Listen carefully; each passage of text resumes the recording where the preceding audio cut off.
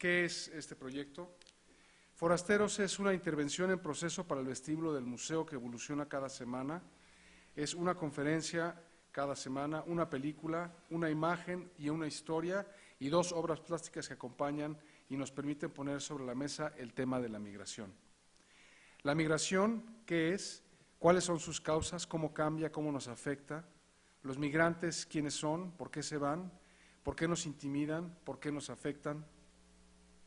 Un fenómeno complejo que afecta múltiples aspectos económicos, sociales y de seguridad que impacta nuestra vida cotidiana en un mundo que está cada vez más interconectado. Un término que abarca una amplia variedad de movimientos y situaciones que involucra a personas de todos los ámbitos de la vida y de todos los antecedentes posibles. Informarnos y sensibilizarnos no solo en cuanto a las problemáticas en general, sino también hacia los individuos. Apuntes para plantear dudas, generar algunas respuestas, pero sobre todo para reflexionar de una manera crítica sobre una realidad humana que nos involucra a todos. En esta conferencia es la 4ª conferencia. Esta la imparte Marco Polo Álvarez Domínguez, de la Escuela Nacional de Antropología e Historia. Es Afrodescendencia, migración en el periodo colonial. Marco Polo Álvarez Domínguez, doctorante del posgrado en Antropología Social de la Escuela Nacional de Antropología e Historia, en la línea de investigación Antropología de la Violencia. Maestro en Antropología Social por la Escuela Nacional de Antropología e Historia, 2014. Licenciado en Ciencias Políticas y Administración Pública por la Universidad Nacional Autónoma de México, 2011. Y voluntariado de apoyo y protección a migrantes de tránsito en México en Albergue Jesús el Buen Pastor, dirigido por Olga Sánchez, Premio Nacional de Derechos Humanos 2004. Albergue Hermanos en el Camino, dirigido por el padre Alejandro Solalinde, Premio Nacional de Derechos Humanos 2012. Asesoría y capacitación en Derechos Humanos a Migrantes en Tránsito por México 2013 a la fecha. Coordinación de profesionistas y artistas voluntarios que promueven el desarrollo comunitario y la protección de los derechos de grupos vulnerables en Bosques de la Magdalena, Los Reyes La Paz, Estado de México y en algunos lugares en América Latina y el Caribe, con el objetivo de promover mediante el arte y la cultura el respeto a los derechos humanos, el empoderamiento de minorías y grupos vulnerables, así como la resolución democrática. Pues sin más, los dejo con Marco Polo Álvarez. Buenas tardes, muchas gracias por invitarme a este espacio donde se discute respecto a la migración y sus diversas vertientes, ¿no? Entonces yo les voy a exponer este tema de la migración en el periodo colonial, que habla sobre la afrodescendencia. Y bueno, ahí empezamos con un argumento que habla sobre que la migración es una realidad humana que se plantea acorde con los contextos políticos, económicos, históricos, sociales y culturales, de donde resulta que la especie humana ha logrado su supervivencia, poblando diferentes regiones geográficas, creando sistemas políticos, económicos y culturales, posibilitando la vida humana en el mundo. Entonces aquí tenemos, acorde con este planteamiento, presentamos el tema de la afrodescendencia, migración en el periodo colonial, articulando el sentido del proyecto Forasteros, de migrantes, refugiados y exiliados. En lo que sigue buscaremos responder las siguientes interrogantes.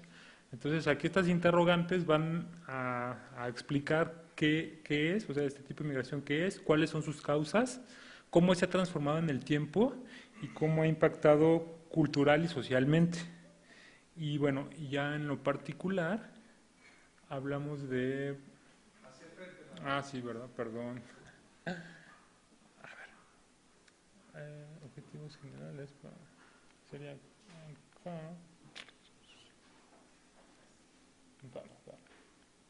para atrás. De migraciones afrodescendientes sería quiénes son, por qué migraron, cuál fue y ha sido su impacto.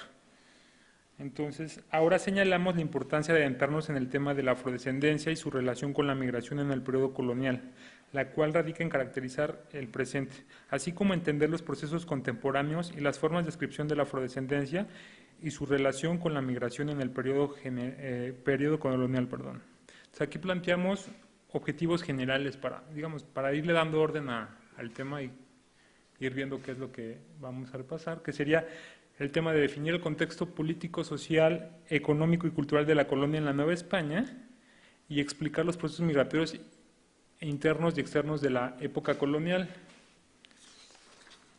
Entonces nos vamos ahora a la cuestión de los objetivos específicos, que es analizar la afrodescendencia y su relación con la migración en este periodo colonial, ubicar los procesos más significativos y su impacto en torno a la llegada de población africana a la Nueva España. Entonces, por lo tanto, analizaremos los procesos migratorios de dicho periodo, su importancia, sus causas, su transformación en el tiempo, así como su impacto cultural y social. Entonces, de esta manera dividimos nuestro análisis en dos partes. En la primera analizamos las formas de dominación colonial, el violento proceso de aculturación al cual fue sometida la Nueva España y las poblaciones y grupos étnicos considerados inferiores en la cosmovisión hegemónica eurocentrista, entendiendo de esta manera el proceso histórico y social en el que se desarrollaron las afrodescendencias. Dentro del análisis miramos desde una perspectiva antropológica los principales procesos y acontecimientos en la que los afrodescendientes mostraron su voz, crearon y recrearon su cultura, se levantaron ante las injusticias que el orden virreinal eurocentrista imponía, es decir, ver y entender al otro en términos de comprender su dimensión humana como creador de cultura, recalcando que su humanidad estuvo negada por 3 siglos que duró la colonia y previo a la declaratoria de independencia. Aquí vamos a encontrar que bueno, la afrodescendencia está como en términos de la escalada social o de jerarquías por debajo de los indígenas. Más adelante lo vemos, pero es para ir aclarando cómo en términos de la hegemonía de poder se consideraban técnicamente animales, entonces eso los ponían socialmente dentro de una marginalidad muy fuerte, ¿no? En la segunda parte revisaremos la forma de descripción de las afrodescendencias en los acontecimientos históricos nacionales, en referencia a la independencia e inicios de la Revolución Mexicana, así como la posrevolución, en donde se construyó la identidad nacional mexicana, en donde lo indígena fue el centro de la inclusión de los sectores considerados marginados, excluyendo a los asiáticos y, por supuesto, a los afrodescendientes. Bueno, otro grupo que también casi no se menciona es el tema de los asiáticos. Aquí solamente lo tocamos así, pero pues también dentro de este orden hegemónico colonial también era un grupo como muy marginado.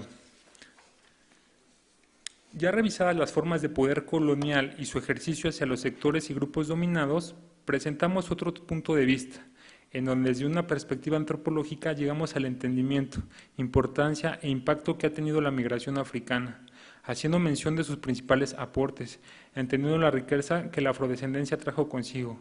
Es decir, presentamos dentro de esa historia marcada por la violencia, la esclavitud y la segregación social, los aportes que ha traído esta diversidad étnica y cultural. Que bueno, ahí es donde vamos a presentar un tema no de discusión, pero sí de formas de entender la migración, ¿no? Que sería la aculturación, entendida como esa forma en la cual te someten a llegar a un punto ideal, que sería, no sé, eres indígena, que fue lo que pasó, te vamos a ir blanqueando la raza. Igual los afrodescendientes sufrieron lo mismo, ¿no? Y la otra, la transculturación, que es una forma diferente, no es que estén peleadas, sino una forma diferente, porque es también poder ver dentro de estas migraciones que se van adscribiendo a los territorios, cómo esas otredades van aportando también a la cultura, al entorno, transforman historias, transforman formas de ver el mundo, entendimientos, historias, y bueno, es una forma diferente. Pero vamos a empezar con el contexto de la colonia en la Nueva España.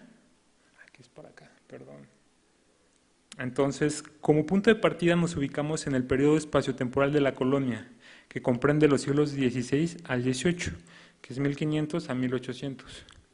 En este periodo de tiempo tiene particularidades específicas e importantes a considerar para poder comprender las formas de descripción y los orígenes de la afrodescendencia en aquella época, considerando además el impacto que esta migración tuvo, señalando también que las formas de violencia propias de la época fueron ejercidas mediante el racismo, el estigma y la proscripción social que han trascendido hasta nuestros días. A continuación analizaremos brevemente el sistema colonial en la Nueva España, considerando la importancia del sistema económico y de orden social que imperaba en aquella época, siempre con la intención de situar a las personas que se encuentran circunscritas dentro de los distintos procesos sociales de la época, señalando el descubrimiento, conquista y colonización de América como contexto del periodo colonial y considerando tres importantes factores externos que son los que vienen ahí, que digamos el tránsito del feudalismo al capitalismo en Europa, la inclusión de la Nueva España al estatus colonial y la influencia de la sociedad y sistema imperial español, que es verdad que pues, la historia que nos enseñan en las escuelas está muy centrada en entender estas transiciones. Lo que nosotros vamos a poner aquí como ingrediente principal, es decir, que todas estas formas de poder y de economía también tiene una dimensión humana, ¿no? Y que si tantos capitales llegaban a Europa no solo era la explotación de recursos, sino también la explotación de personas. Bueno, que ahorita nombramos personas, pero para llegar a ser persona hablamos de procesos sociales, históricos y de reivindicaciones, donde la afrodescendencia marcó una vanguardia muy importante. Ahorita vamos a ver por qué. Entonces, bajo este contexto es que se van desarrollando industrias y economías a las cuales se van adscribiendo diferentes grupos y sectores sociales, lo que se articula con una economía internacional propia de la época, en donde la explotación de metales preciosos y recursos naturales jugaban un papel muy importante en la generación de la riqueza de la colonia. Subrayamos dos importantes sentidos de la economía internacional de la época.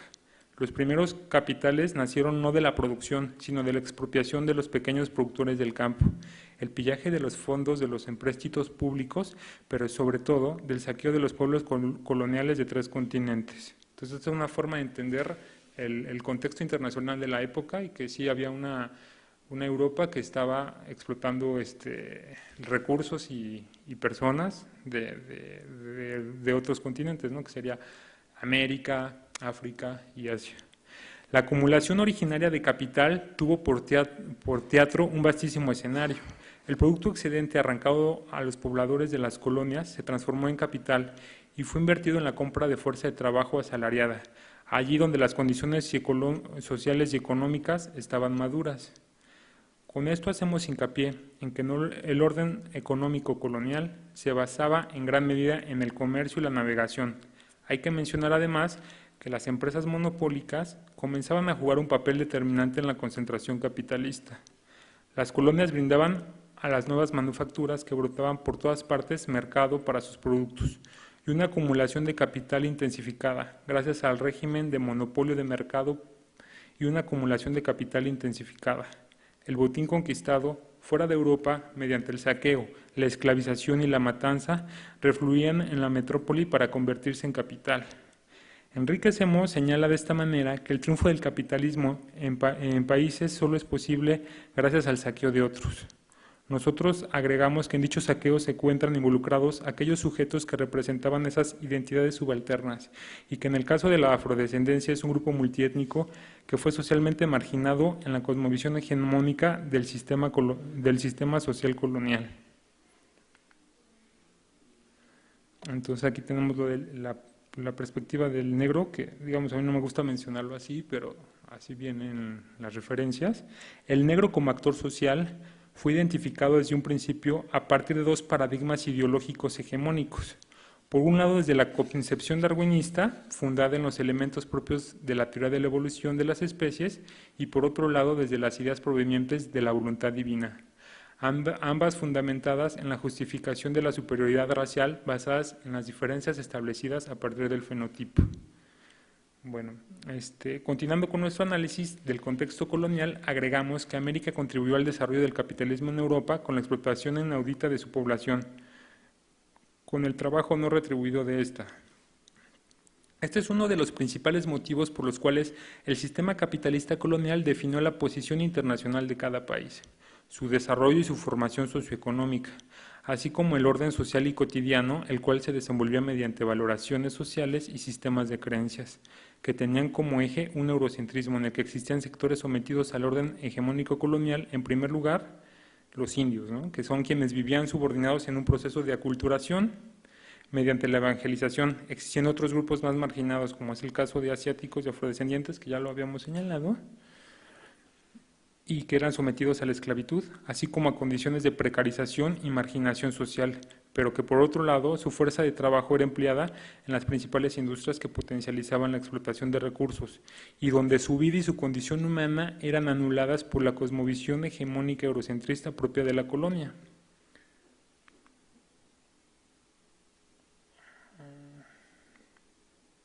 Bueno, este es un mapita que muestra como el tema de en términos económicos, cómo es que se daba pues en ese entonces esa forma de intercambio comercial, ¿no? La Nueva España fue una colonia española, pero desde el siglo XVI se estableció entre ella y los centros capitalistas de Europa una relación económica de explotación colonial. Hacemos particular énfasis en el contexto económico internacional y su desarrollo en las industrias que se desenvolvían en las colonias de la Nueva España, porque son los escenarios bajo los cuales se desarrolla el orden social y cotidiano de la época, y que traía consigo diferentes formas de vida, bajo las cuales se adscribían los sectores sometidos al régimen colonial. Puede hablarse de cierta continuidad en el estatus económico de los países latinoamericanos desde el siglo XVI hasta nuestros días. A pesar de los cambios en las formas de explotación, su condición ha sido la de países económicamente dependientes, directa o indirectamente de los centros capitalistas más desarrollados.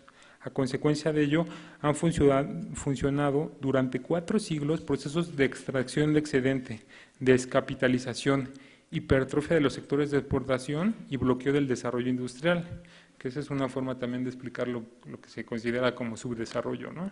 Que tiene esas bases tan anteriores, ¿no? tan viejas. Este orden, entendido como la forma de gobernanza que comenzó en el periodo colonial, ha definido en gran medida las formas en las cuales se concebían los ordenamientos normativos, sociales y cotidianos. Pues para poder hacer operar todo el sistema colonial, la explotación de esclavos tuvo un papel fundamental.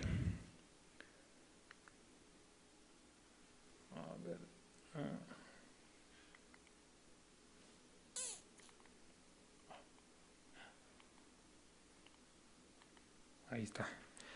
Bueno, desde una perspectiva antropológica, hacemos hincapié en señalar que en los procesos económicos, sociales y culturales y políticos, la dimensión humana de la que hablábamos siempre encontró presente y fue la que articuló los procesos que sentaron las bases de los ordenamientos sociales, bajo los cuales los distintos grupos y sectores sociales con una fuerte connotación étnica de diferentes procedencias se insertaban en la realidad de la época, señalando que la migración entendida en términos de movilidad humana de un continente a otro, tanto de población europea buscando nuevas tierras, como de una africanidad sometida a los procesos de dominación propios de la colonia.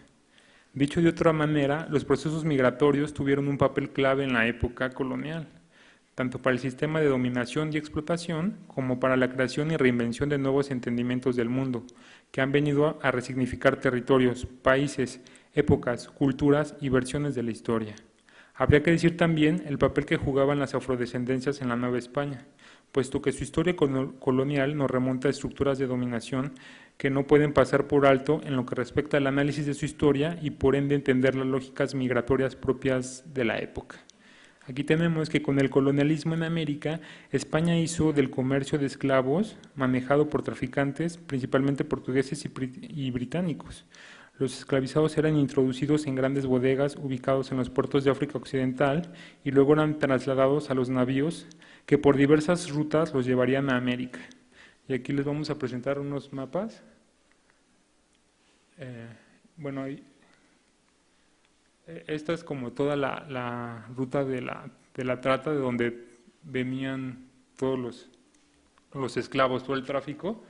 Y aquí estas líneas que se ven poquito, faltó las remarcábamos más, pero pues iban de estas partes que las regiones desde donde los barcos de la trata negra recibían a los africanos y africanas, fueron la pequeña isla de Gorée en las costas de Senegal y Gambia, Costa de Oro y Costa de los Esclavos, Ghana, Togo, Dahomey y Níger, el delta del Níger, Congo y Angola, que son toda esta parte que tenemos subrayada, bueno, más bien marcada, y digamos ese puntito es de donde salía hacia Cartagena, y aquí hacia Centroamérica, y aquí tenemos Puerto de Veracruz.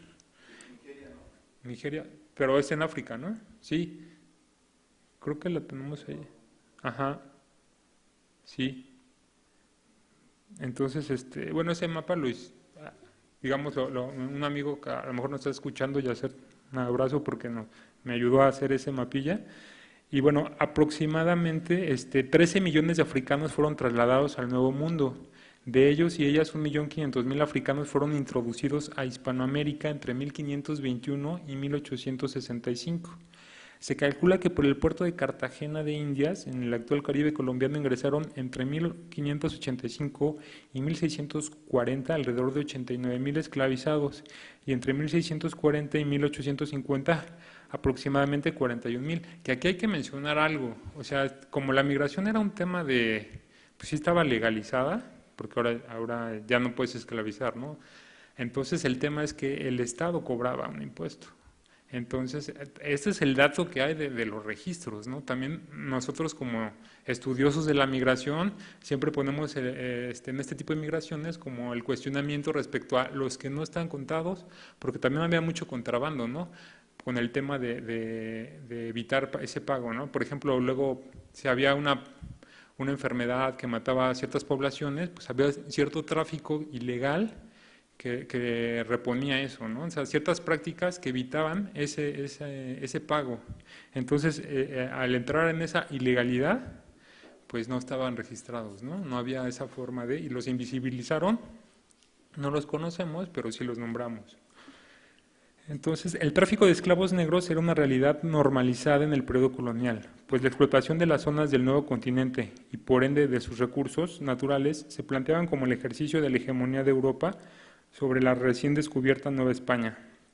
Lo más importante del ejercicio de la hegemonía a la cual nos referimos desde una perspectiva antropológica es su ejercicio y sus efectos, analizando desde una dimensión humana, pues en lo que respecta a la migración colonial, este dato nos habla de una Europa que utilizó la migración como un recurso para la explotación del nuevo continente, precisando que la cosmovisión del poder político europeo ejerció una estratificación en la que se plantearon dos repúblicas, una de españoles y una de indios, en referencia a los habitantes originarios de los territorios recién descubiertos. Los indios eran considerados en términos legales como gentiles, pues desconocían las Sagradas Escrituras y eran concebidos como parte de un entorno ideal de naturaleza, no corrupta, y fueron sometidos al llamado proceso de aculturación, en donde se les evangelizaba y se convertían al cristianismo.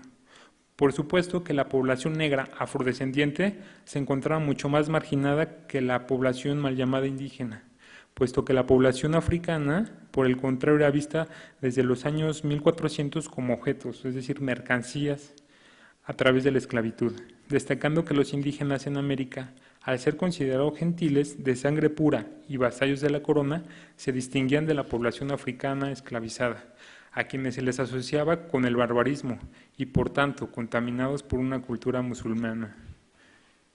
Entonces, aquí tenemos que así como parte del ejercicio de la hegemonía política de Europa sobre la Nueva España, es importante hacer mención que una parte del proceso de dominación fue la segregación social gestada a partir de las llamadas castas, que eran las formas de estigma social propias de la época, y que se mantenían hacia quienes eran considerados impuros e ilegítimos.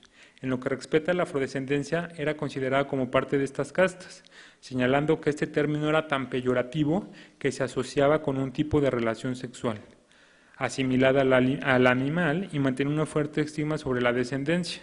Un ejemplo es por ejemplo, hay muchos términos, pero el término sambo, que en un principio designaba un animal, siglos más tarde se refería explícitamente a una de las identidades del mestizaje entre indios y negros. Sambo, hijo de negro y mulata, o al contrario, es la casta más despreciada de todas, por sus perversas costumbres. Cuando la mezcla es indio y negra, o de negro e india, se llama sambo de indio. En Nueva España llaman a cambujo. Y bueno, aquí está este tema de las castas, que era una forma donde bueno, lo que ellos consideraban como raza era señalado, ¿no? Y entonces eran las valoraciones sociales que se les estaban dando, ¿no? Señalando que pues, eso es una forma de violencia simbólica muy fuerte que venimos arrastrando actualmente. Y bueno, otra de las importantes formas de dominación hacia la afrodescendencia es el tema de la evangelización. Pues ya habíamos mencionado.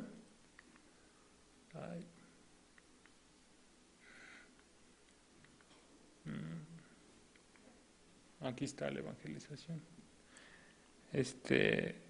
Anteriormente el proceso de aculturación se daba mediante este ejercicio, entonces pues esa evangelización es como decir, pues, son los buena onda, los vamos a aculturar, los vamos a ir convirtiendo a que sean pues parte de nosotros, ¿no? Que es el tema del nosotros y los otros. Entonces estos afrodescendientes fueron marginados, puesto que en el siglo XVI no existía una legislación que promoviera su cristianización. Entonces, en el siglo XVII fue cuando la Compañía de Jesús asumió la responsabilidad de evangelizar a los africanos que iban llegando a América. Bajo la interpretación usada por los evangelizadores de africanos en América, el color oscuro de la piel y el lugar de origen se constituyeron en un signo que construiría la imagen de las naciones de africanos como naturalmente inferiores a la del resto del género humano y destinados a la servidumbre y esclavitud. Las formas de descripción social de las afrodescendencias se daban en torno a una discriminación, pues la cosmovisión hegemónica del virreinato español lo situaba en el más marginal de los lugares, motivo por el cual los afrodescendientes laboraban en minas, plantíos y en los trabajos más afanosos, pues dotes de fuerza natural eran reconocidos por los grupos hegemónicos. Las cuestiones intelectuales y culturales de España acerca de la negritud y la esclavitud se extendieron al Nuevo Mundo. El negro esclavo, durante la colonia, además de ser destinado al trabajo en los trapiches y haciendas de tierra caliente, también fue requerido, en un número importante, en todos aquellos lugares, tierra adentro, el altiplano y las altas sierras, donde había explotaciones minerales, así como en los obrajes de las grandes ciudades. Desafortunadamente, esta historia se encuentra conformada por procesos de violencia, desigualdad y proscripción social, situándonos en una época en la que el origen y color de piel dotaba de atributos sociales y morales a las personas, y en donde la afrodescendencia fue asociada a la barbarie, haciéndola objeto de la servidumbre y esclavitud.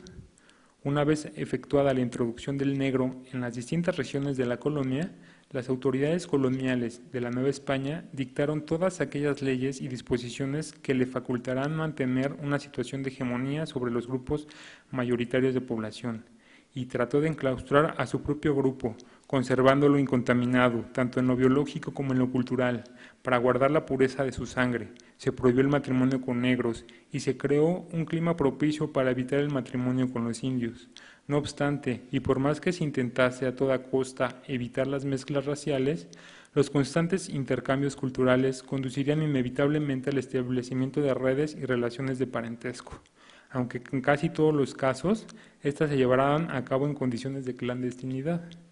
A fin de tener una comprensión amplia respecto de la temática de las migraciones, es importante tener claras las formas de desarrollo de la industria y de la época en relación con la cosmovisión hegemónica, entendiendo el lugar que ocupaban las afrodescendencias, pues toda esa industria que llenaba de riquezas y ganancias a Europa era a costa de la explotación no solo de los territorios y recursos naturales, sino también de estas personas, de las migraciones africanas, donde jugaron un papel muy importante en dichos procesos. Si bien esta parte de la historia no hay que dejar de mencionarla, ahora pasamos a la importancia que tuvieron estos procesos de movilidad transcontinental, y posteriormente retomaremos la descripción social y cultural de la afrodescendencia, señalando su importancia e impacto en lo que respecta a la riqueza y diversidad cultural. Entonces vamos ahora a ver esto, o sea, ya dijimos esta parte que es muy fuerte y no hay que dejar de mencionarla porque seguimos arrastrando vicios de la colonia. Ahora vamos a ver sobre una forma alterna de verlo, ¿no? Que es esta parte donde el siguiente aspecto que abordamos es los procesos migratorios del periodo colonial, señalando que este apartado subrayamos la importancia de esta movilidad de la época en lo que respecta a la transformación de la cultura y su impacto en las civilizaciones. Con esto queremos referir a que si bien, como hemos señalado, la africanidad fue segregada y estigmatizada, en este sentido la migración colonial aportó un importante intercambio de elementos culturales e identitarios que se siguen significando y resignificando actualmente. Desde esta perspectiva invitamos a imaginar ese periodo colonial, caracterizado por ese intercambio cultural entre diferentes grupos étnicos procedentes de diferentes partes del mundo, aportando diferentes costumbres, hábitos y cultura. En términos antropológicos nos referimos a diversos procesos de intercambio cultural y no a procesos de aculturación, pues entender la construcción de la cultura implica ver al otro y entenderlo en su dimensión humana como creador y asimilador de cultura, pese a que en aquella época se encontraban despojados de su condición humana en términos políticos y legales. Los alemanes, los italianos, los polacos, los irlandeses, los españoles, traen siempre cuando transmigran a los pueblos de América algo de sus propias culturas, de sus alimentos, de sus melodías populares, de sus musicales genios, de sus lenguajes, costumbres, supersticiones, ideas y temperamentos característicos.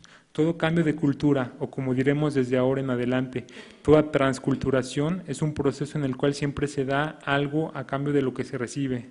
Es un toma y daca, como dicen los castellanos. Es un proceso en el cual ambas partes de la ecuación resultan modificadas. Un proceso en el cual emerge una nueva realidad, compuesta y compleja. Una realidad que no es una aglomeración mecánica de caracteres, ni siquiera un mosaico, sino un fenómeno nuevo, original e independiente.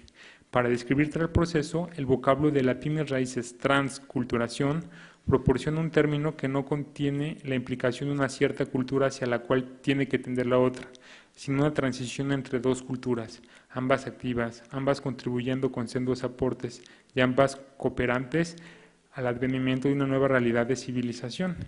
Esto es un planteamiento que dio Malinowski a un libro de Fernando Ortiz, un antropólogo cubano, que se llama Contrapunteo del azúcar y el café. Y bueno, yo lo que retomo ahí es que es muy importante verlo así, en términos de que, bueno, sí fue un proceso de violencia, de colonización y dominación, pero también tuvo un aporte, ¿no? Y eso bueno, podríamos estar o no de acuerdo con el planteamiento de Malinowski respecto a esta obra de Fernando Ortiz, que, bueno, Fernando Ortiz es un estudioso de los procesos de transculturación en Cuba, especialmente de la adscripción de las afrodescendencias en la isla caribeña. Pero esta forma de asimilar y entender la afrodescendencia, pues como se planteaba más allá del periodo colonial. Y ahora yo lo que comento de esto no es que estemos en contra de Malinowski, es que pensamos en dos, ¿no? O sea, siempre es como esa cuestión dicotómica dual, pero no eran dos, eran mucho más, porque incluso en la misma África, toda esa diversidad que había de esclavos, imaginémonos que, bueno, Fernando Ortiz ahorita más adelante nos va a dar como toda esa riqueza cultural y multiétnica que había, no era nada más de África y ya, ¿no? Esa es nuestra forma de concebir y entender la otredad, pero también dentro de esa misma África hay diferentes culturas, diferentes formas de entender el mundo, diferentes formas de vivir una realidad, ¿no?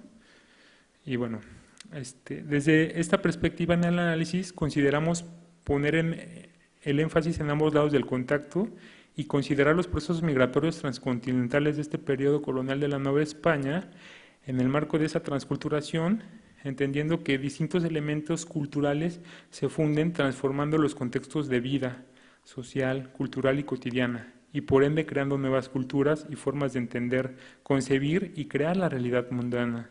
Pues debemos considerar que en el proceso de transculturación al que nos referimos se encuentra una importante interacción entre culturas europeas, africanas e indígenas. Al mismo tiempo, la transculturación de una continua chorrera humana de negros africanos, de razas y culturas diversas, procedentes de todas las comarcas costeñas de África, desde el Senegal por Guinea, Congo y Angola, en el Atlántico, hasta las de Mozambique en la contracosta oriental de aquel continente. Todos ellos arrancados de sus núcleos sociales originarios y con sus culturas destrozadas, oprimidas bajo el peso de las culturas aquí imperantes. Visto de esta manera, la historia de la Nueva España es la historia de las transculturaciones. Nos referimos a procesos de desarraigo, ajustes y reajustes, pero también a transformaciones y creaciones de nuevas culturas, entendiendo dichos procesos como la base de nuestras raíces e identidad, de donde partimos para ser lo que somos, para definir nuestra cultura en el sentido antropológico del término, es decir, en qué creemos, en nuestras motivaciones, nuestros imaginarios, nuestros miedos, nuestras formas de percibir, concebir y crear el mundo. En este conjunto de procesos es que se va desarrollando un trance hacia algo nuevo. Y cada migrante, como un desarraigado de su tierra nativa, se encuentra en doble trance de desajuste y de reajuste, de desculturación o exculturación y de aculturación o inculturación, y en síntesis, de transculturación. La diversidad de culturas trajeron consigo sus formas de vida y conocimiento. De esta manera, de Europa llegaron el hierro, la pólvora, el caballo, el toro, la rueda, la vela, la brújula, la moneda, el salario, la letra, la imprenta, el libro, el señor, el rey, la iglesia, el banquero. Hablamos de procesos en los que se encontró la diversidad humana. Con los blancos llegó la cultura de Castilla, y envueltos en ella vinieron andaluces, portugueses, gallegos, vascos y catalanes. Pudiera decirse que la representación de la cultura ibérica, la blanca subpirenaica, y también desde las primeras oleadas inmigratorias arribaron genoveses, florentinos, judíos, levantinos y berberiscos, es decir, la cultura mediterránea, mixtura milenaria de pueblos y pigmentos, desde los normandos rubios a los subsaharianos negros. Acorde con esta forma de entender los procesos históricos, ponemos particularmente en que el encuentro con el otro ha sido y sigue siendo un punto medular en la dimensión humana del mundo. Estos procesos de intercambio son la base histórica, social y cultural de nosotros y los otros. Con los blancos llegaron los negros, primero de España, entonces cundida de esclavos guineos y congos, y luego directamente de toda la migricia. Con ellos trajeron sus diversas culturas, unas selváticas como la de los ciboyenes, otras de avanzada barbarie, la de los taínos, y algunas más de complejidad económica y social, como los mandingas, yolofes, hausas, dahomeyanos y yorubas. Ya con la agricultura, esclavos, moneda, mercados, comercio forasteros y gobiernos centralizados y efectivos sobre territorios y poblaciones tan grandes como lo fue Cuba, culturas intermedias entre las taínas y las aztecas, ya con metales pero aún sin escritura. Sin embargo, como hemos señalado desde un principio, este encuentro se caracterizó por el ejercicio de un sistema de dominación en el que esta afrodescendencia fue dominada, sometida y estigmatizada. En el encuentro de la diversidad fueron considerados como bárbaros y ajenos al proceso civilizatorio que traía consigo Europa. Entonces, eso era lo de transculturación. Los negros trajeron con sus cuerpos los espíritus, pero no sus instituciones ni su instrumentario. Vinieron negros con multitud de procedencias, razas, lenguajes, culturas, clases, sexos y edades, confundidos en los barcos y barracones de la trata y socialmente igualados en un mismo régimen de esclavitud. Llegaron arrancados, heridos y trozados, como las cañas en el ingenio, y como éstas fueron molidos y estrujados para sacarle su jugo de trabajo. Bueno, aquí es importante lo que siempre hemos señalado, que esta forma de hegemonía política que ordenaba la vida social y la vida incluso privada, lo sigue haciendo, ¿no? Pero en esta cosmogonía no era mismo el proceso de no sé cómo vivía la colonia los europeos, cómo la vivían, digamos que siempre han sido los aventureros, los que encuentran nuevas tierras, a cómo lo vivían, por ejemplo, los indígenas, que sí fue violento, pero finalmente los fueron asimilando, y las afrodescendencias pues lo vivieron desde el tema de la explotación, ¿no? Entonces, okay.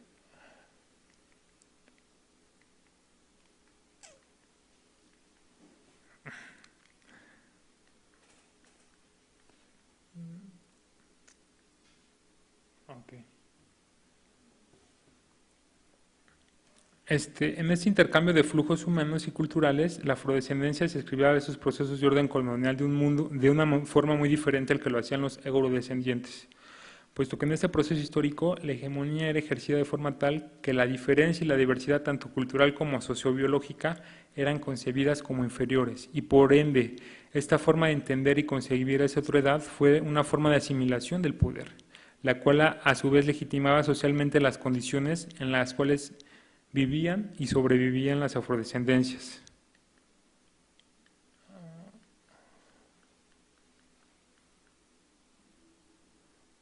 Bueno, este es de la afrodescendencia. Fueron los negros arrancados de otro continente como los blancos, pero aquellos fueron traídos sin voluntad ni ambición, forzados a dejar sus antecedentes, sus costumbres tribales para aquí desesperarse en la esclavitud, mientras el blanco que de su tierra salía desesperado llegaba a las Indias en orgasmos de esperanza, trocando en amo ordenador. Y sí, indios y castellanos en sus agobios tuvieron amparo y consuelo de sus familias, sus prójimos, sus caudillos y sus templos. Los negros nada de eso pudieron hallar. Más desgarrados que todo, fueron aglomerados como bestias en jaula, siempre en rabia impotente, siempre en ansia de fuga, de emancipación, de mudanza, y siempre en trance defensivo de inhibición, de disimulo y de aculturación a un mundo nuevo.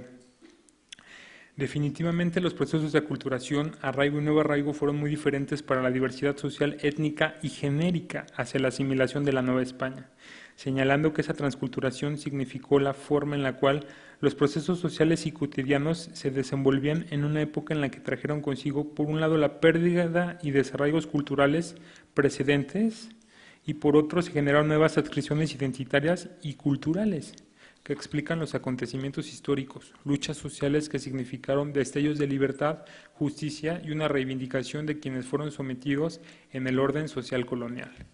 Entonces ahora vamos a pasar a algo muy importante que considero es muy rico, que es los aportes de la afrodescendencia. Bueno, este es también... Aquí es.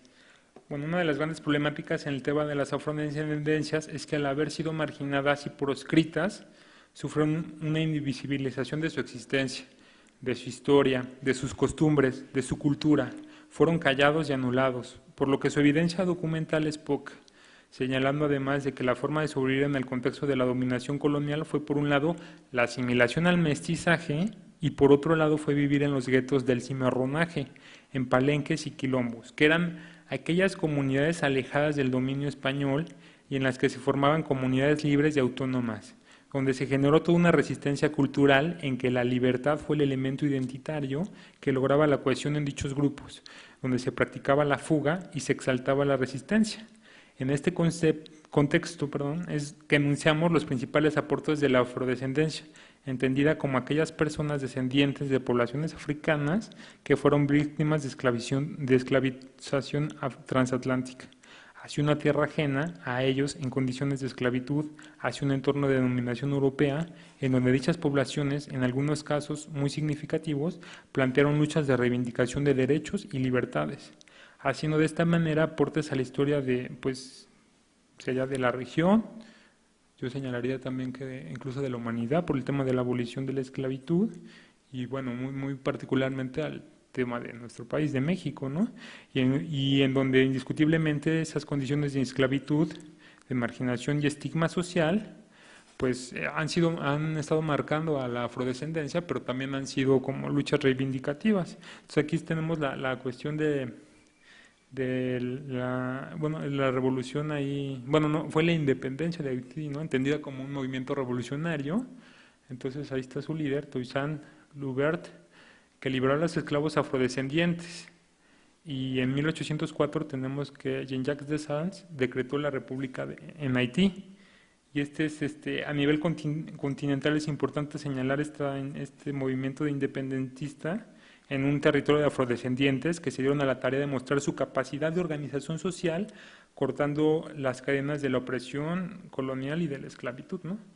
Y aquí tenemos que esta independencia trajo consigo una revolución triunfante de esclavos y la primera república negra, ¿no? Entendiendo una república en términos de distribución de poder, búsqueda de derechos, es muy precaria la situación de Haití y demás, pero pues siempre ha sido un país que ha destacado con personas intelectuales, con estos movimientos, pero bueno, en lo que respecta a México, señalamos que la población afrodescendiente se concentra principalmente en estados de Morelos, Puebla y Veracruz y Oaxaca, señalando que el proceso de colonización implicó una invisibilización de esta población, igual que lo hemos venido señalando, por lo cual son una minoría étnica. Sin embargo, existe, y no solo eso, sino que formó y sigue formando parte activa en la conformación social y cultural de México.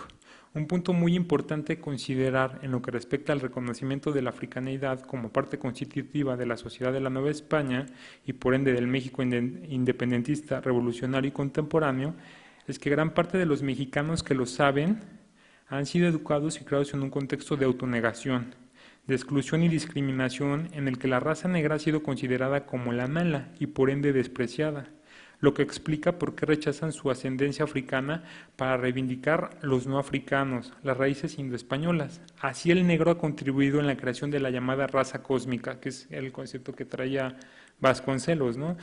Entonces, el mestizaje, el sistema de castas, la célula de gracias al sacar y otras posibilidades de subir en la jerarquía social que ofrecía el sistema colonial, en teoría al negro, tenían como objetivo su asimilación genética y cultural, ya que se consideraban como inferiores. Es importante darnos cuenta de que la voluntad de negar el cuerpo negro se ha transferido al personaje negro mismo, que se ha erigido en protagonista del deseo de su propia negación.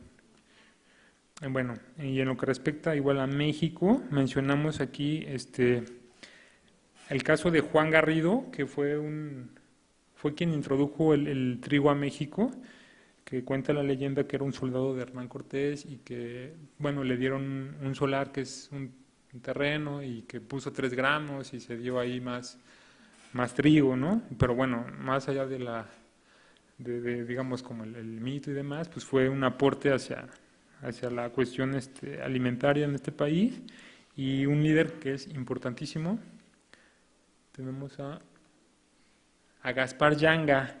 Bueno, aparece el signo de interrogación así porque pues no aparece fechada su fecha de su muerte, pero bueno, este personaje es muy importante porque fue un afrodescendente que fue líder de una rebelión antiesclavista, logró la construcción de una colonia libre en las montañas, donde por más de 30 años fue un espacio que sobrevivió capturando las caravanas que traían de Veracruz bienes y alimentos. Esta forma de organización mostraba una forma de resistencia y de organización social autónoma y crítica del orden colonial español. Entonces este es un líder muy importante. También digo, yo creo que muchos también saben que José María Morelos y Pavón, que fue quien escribió Sentimientos de la Nación y un personaje muy importante en la cuestión independentista y en la historia de este país. Y él provenía de raíces africanas de este México colonial. Pero bueno, aquí hay algo importante, ¿no? Que había tanta fuerte marginación social impuesta por la hegemonía de la época, entonces que él se llegó a declararse en sus actas de bautizo como español, ¿no? Entonces aquí vemos cómo pues se va negando esa identidad africana, y bueno, digo, no es criticar, sino entender por qué, ¿no? Porque finalmente pues es lo que delimitaba tu derecho no a la educación, tu acceso a ciertos derechos, a ciertos, no privilegios, yo insisto que es derechos porque son tener educación no debe ser visto como un privilegio. La mezcla de sí, sí se escucha. Sí, ¿Sí? La mezcla de José María Morelos. Ajá. ¿De cuántas generaciones es? O sea, ¿su tatarabuelo había sido negro o su abuelo? No, su la padre? verdad, el dato así exactito no lo tengo. Lo que aquí importa es entender que sí tenía esa raíz, ¿no? O sea, más allá de que fuera el tatarabuelo, el bisabuelo de más, entender que, bueno, digamos, hubo un elemento que, sí en términos genéticos, pero también en términos culturales, ¿no? O sea, ese es el dato, digo, sí me llevaría de tarea checar bien como esa cuestión de la descendencia, ¿no? En términos del abuelo, el bisabuelo, o el padre o la madre. Sí, porque hay una negación, tanto en España hay una Ajá, negación de que sí. no haya mezcla de los moros con los visigodos, ¿no? Visigodos. Y aquí en México hay una negación de que, o en Puebla en específico, que hay una negación de nosotros con los africanos, ¿no? Ajá, que esa es la cuestión que tenemos que tener muy clara, que esa negación es parte de una cosmovisión que es una hegemonía de poder. O sea, no es que yo sea racista y no me quiera mezclar con los afrodescendientes porque yo, o sea, lo que yo pienso, lo que yo considero está atravesado por relaciones de poder. Y en esas relaciones de poder es donde está negada esa africanidad, que es lo que considero importante, ¿no? Entender eso, ¿no? Que esa diferencia entre el nosotros y los otros es una idea hegemónica, ¿no? Que a nosotros ya como personas de este México contemporáneo nos toca deconstruir y avanzar hacia una realidad muy diferente, ¿no? O sea, entendiendo que no negar la diversidad y buscar esa igualdad, sino entender la diferencia en términos de inclusión y no como en términos de identidades excluyentes, que sería pues la propuesta y la idea. Y bueno, sí. Okay.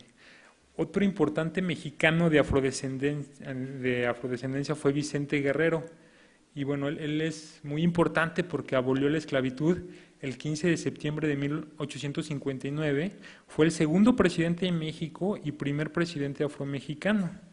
Hay que mencionar además que pese a los importantes aportes de las afrodescendencias, hay un desinterés respecto de su historia y su contribución a la diversidad cultural de México, puesto que el tema indígena acaparó toda la escena de los dominados y proscritos de México. Es la base bajo la cual se consolida el ideal del México independiente y nacionalista.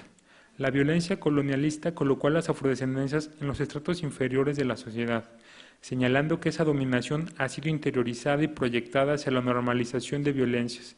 Ejemplo de ello es cómo la segregación social de origen colonial ha trascendido en el tiempo e impera en la vida cotidiana mediante el racismo, lo que ha obstaculizado la recuperación de su historia, así como su reconocimiento y autorreconocimiento. Sin embargo, sus aportes han significado contribuciones importantes en el avance hacia una sociedad más libre, justa, plural, diversa e incluyente. Como resultado de esta revisión de la colonialidad y particular énfasis en las afrodescendencias, podemos resaltar la importancia que ha tenido este sector excluido de la hegemonía, en términos biológicos, culturales, sociales, históricos y políticos. Esta migración indudablemente ha influido en la edificación de México. Finalmente, en el contexto de este ciclo de conferencias, es importante entender la dimensión humana en términos de migración, poniendo especial énfasis en que la movilidad siempre ha existido, lo que cambian son los contextos y las temporalidades de los procesos de adscripción a los procesos migratorios. Desafortunadamente, lo que nos aportó Europa en el periodo colonial, además de su cultura, tecnología y desarrollo, fue un sistema de poder que ejerció una hegemonía política en términos de derechos decadente, el cual, mediante un eurocentrismo, administró la violencia hacia las diferencias étnicas, indígenas, asiáticas y, por supuesto, africanas, que plantean un principio de identidades excluyentes y segregacionistas, en donde el europeo se encuentra por encima del indígena y, por supuesto, del africano. El problema que enfrentamos actualmente es que ese orden colonial y sus formas de concebir y entender las diferencias ha trascendido en el tiempo, lo que nos lleva a proponernos la tarea de construirnos, reconociendo la diferencia como un aporte a la diversidad humana en términos sociales y culturales, cuestionando los criterios de exclusión social que quedaron como parte de esa herencia colonial. Y bueno, yo ahorita muchas gracias y venimos con las preguntas.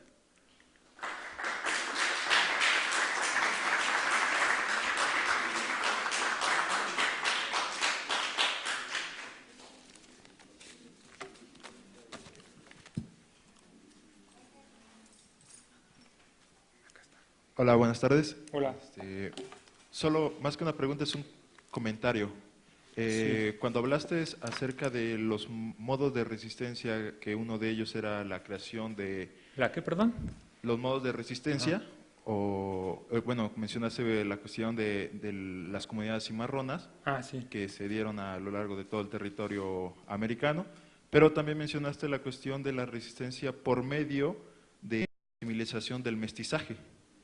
Ajá. Y creo que es importante resaltar este hecho porque más adelante tocaste el tema o el ejemplo de Morelos, Ajá. que el dato es que eran sus padres los mulatos, Okay. y lo que menciona Gonzalo Aguirre Beltrán en uno de sus textos es que existe un proceso de movimiento entre castas. Las castas no son estáticas y no todo lo que existe de conocimiento acerca de las castas es aplicable a la realidad, sino que eran más que nada manuales o enciclopedias donde se hacía el registro, pero las castas reales o las aplicables tenían un movimiento entre ellas, el cual se daba por medio de la reproducción entre individuos de distintas casas, o en el caso con particular que fue el de Morelos ya al final de la época colonial, por medio de la compra de títulos, para proceso similar al existido en Europa de la compra de títulos nobiliarios.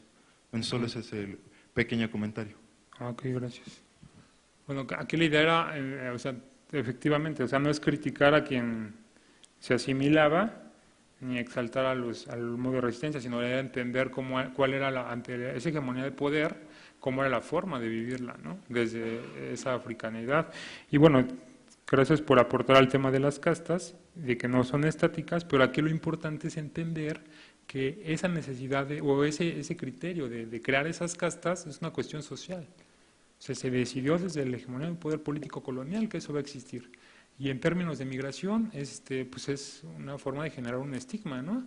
Porque aunque sí, o sea, las castas no sean estáticas, finalmente existen, ¿no? Y en términos de marcar un estigma es lo que pues yo resalto.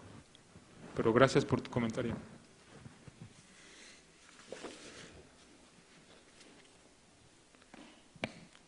A ver, dos preguntas. Una es un comentario básicamente que tiene que ver con el término, o sea, la utilización del término mestizaje, ¿no?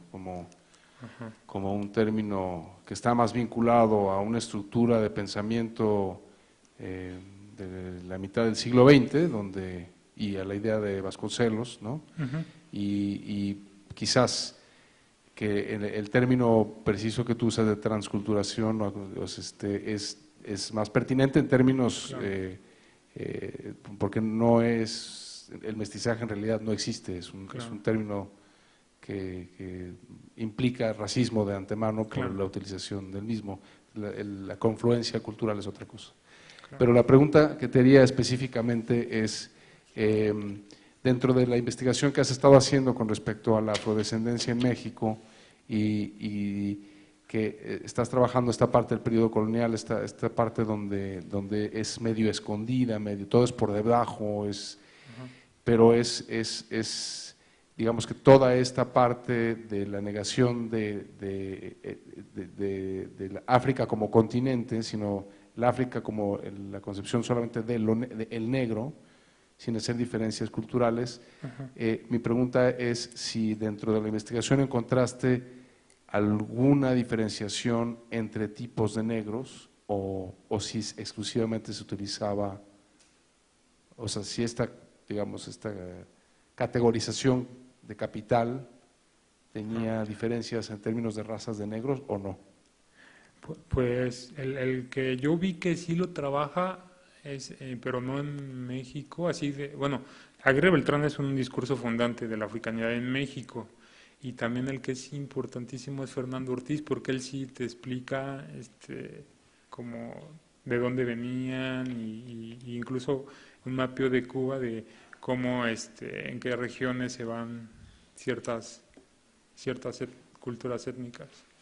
Lo hay. Y en lo que comentas del mestizaje, evidentemente como tal no existe, pero sí existe como una idea de poder, que es lo importante que hay que resaltar, ¿no? Es entender que una cosa es la realidad y otra cosa es cómo nos quieren enseñar a vivir, ¿no? O sea, y el tema es que hay una violencia, que es una relación de poder que nos atraviesa, ¿no?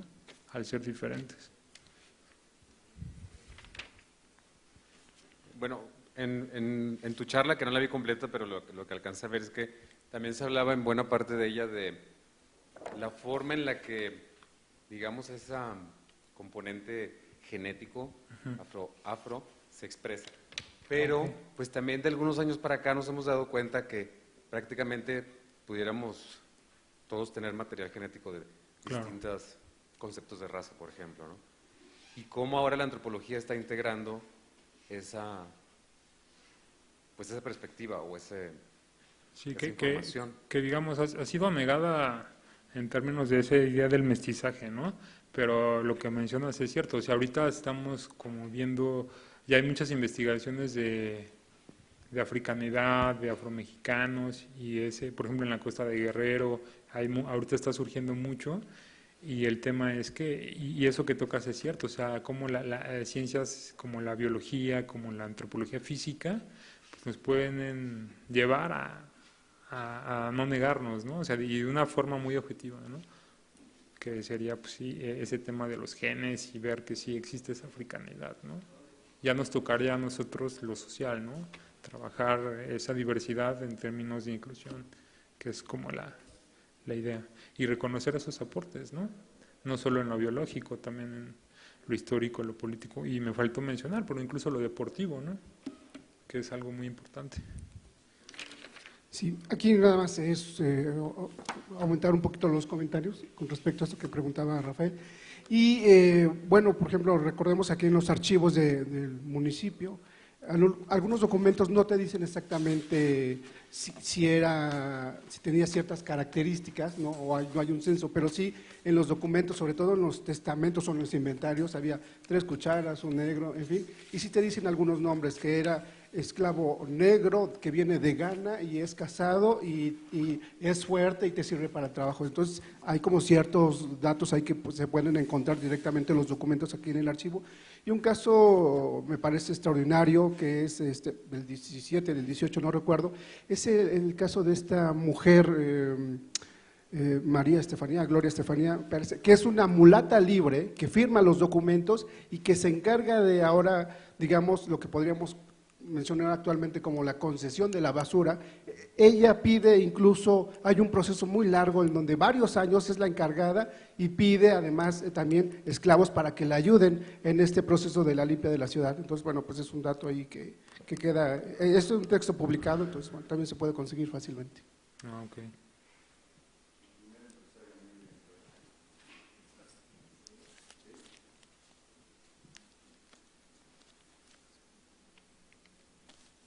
¿Alguien más? Compañero. Bueno, de lo que estaba comentando aquí el caballero, que de dónde venían los negros, yo tengo conocimiento, y tú lo mencionaste que llegaron yorubas y hausas. Y los yorubas, los hausas y los ibos son de Nigeria, actualmente de Nigeria, en la costa occidental. Y tengo entendido que esos cuates son tan buenos para el fútbol que muchos emigraron a Brasil.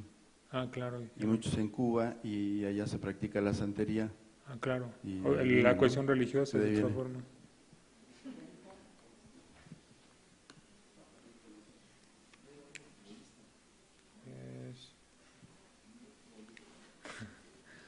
Pues ya, bueno, por mi parte sería esto. No sé si alguien quiera comentar algo más o el coordinador Rafa ya viene.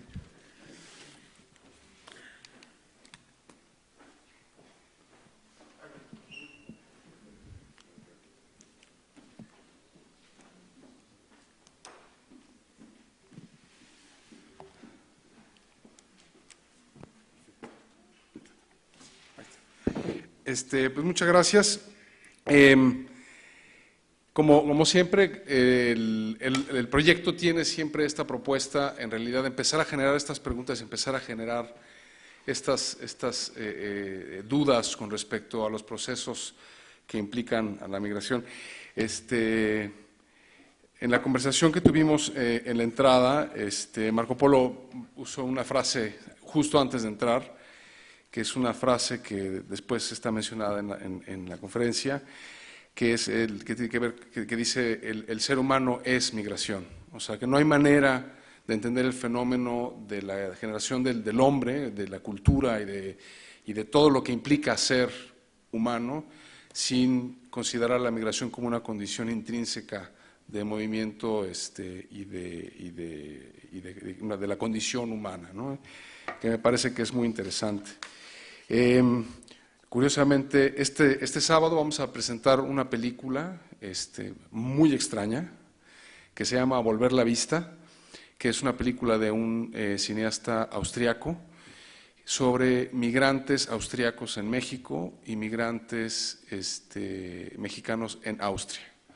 Es una película experimental que se presentó en el Festival de Cine de Graz, y que es un experimento también visualmente interesante, ¿no?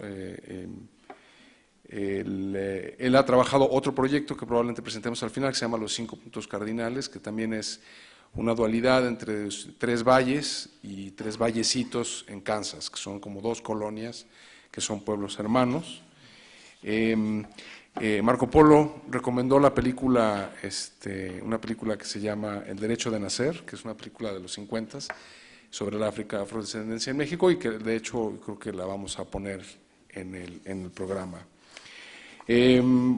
Como es en la siguiente semana viene Alejandra Carrillo Zubik, que es de la ACNUR, de la asociación, no me acuerdo, es la de protección a refugiados de las Naciones Unidas, y básicamente es una conferencia sobre protección de refugiados en México. Ella trabaja con los refugiados y con todos los albergues de refugiados, tanto estatales como no gubernamentales, y va a trabajar específicamente sobre cuáles son los derechos de los refugiados, que es muy interesante en términos de lo que hemos estado concibiendo como ese tercer espacio, donde qué pasa cuando una persona llega a un país y en qué hemos avanzado como género humano, qué derechos tiene esa persona al estar en una nación que no es la suya, ¿no? Solamente por el hecho de ser un humano, ¿no? Como lo hemos hecho en todas las conferencias de forasteros, leemos un texto al final y este es el texto.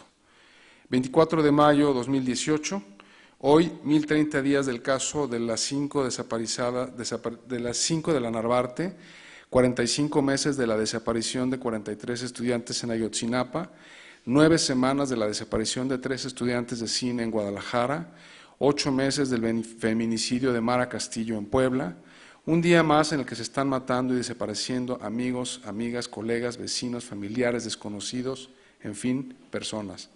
Nos toca nombrarlos de manera específica para que el desastre no se vuelva una masa amorfa y aplastante en el corazón y la mente. Nombrémoslos a cada uno como un ejercicio, no para dividir ni jerarquizar tragedias, sino para no universalizarlas, porque no es normal y no podemos transformarnos solo en cifras. Somos todos y cada uno y una es.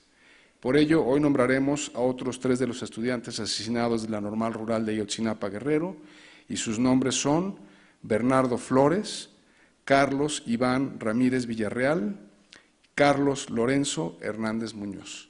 Muchas gracias, buenas noches y nos vemos el sábado en el cine o el próximo jueves en la siguiente conferencia.